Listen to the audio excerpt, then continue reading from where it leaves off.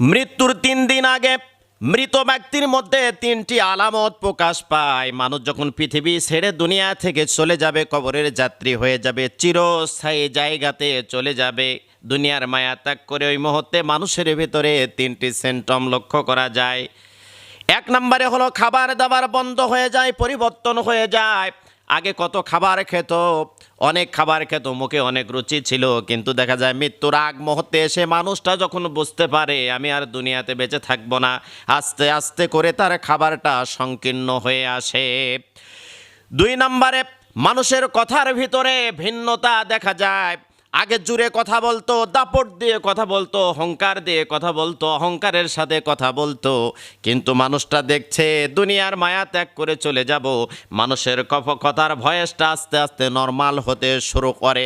এমনটা বলতে থাকে, যদি মা মারা যায় তাহলে বলে বাবা